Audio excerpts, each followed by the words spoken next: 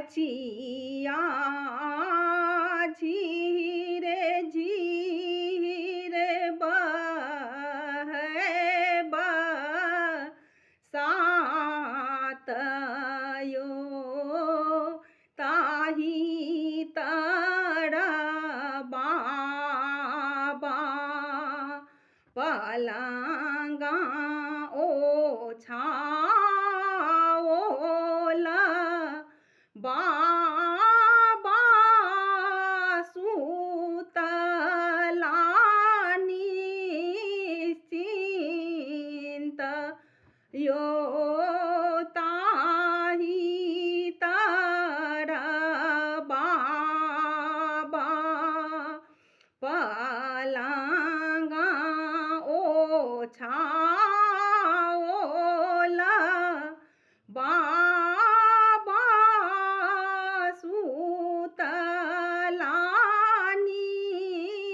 निश्चिंत यो उठबाए गेलखिन बेटी सीता बेटी बाबा उठला चेहाइयो जीना काके घर बाबा बेटी कुमारी से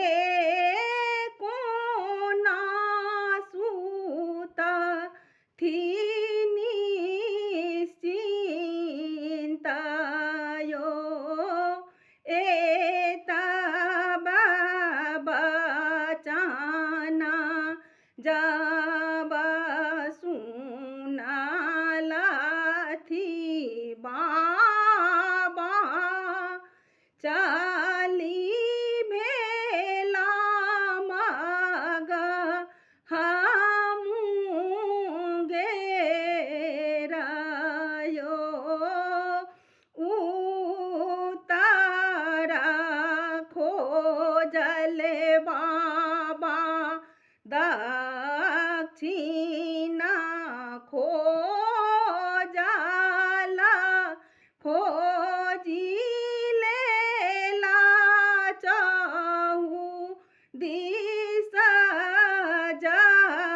जगयो सीता जुगुती बरकतहु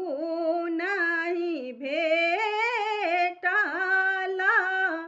बाबा बैसलाम झमाई यो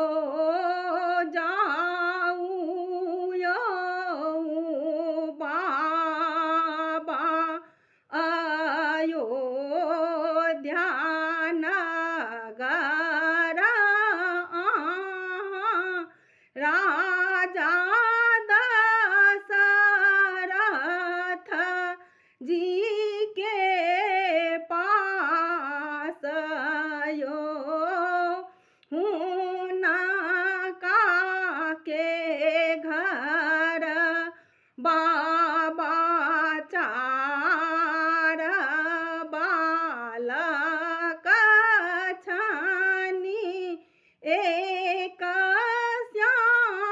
श्यामल तीन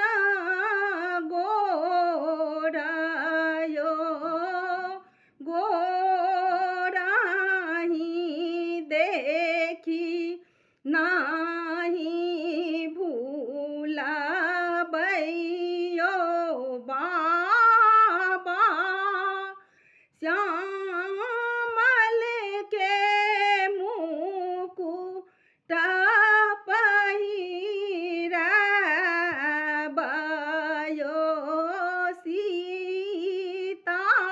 जो गोती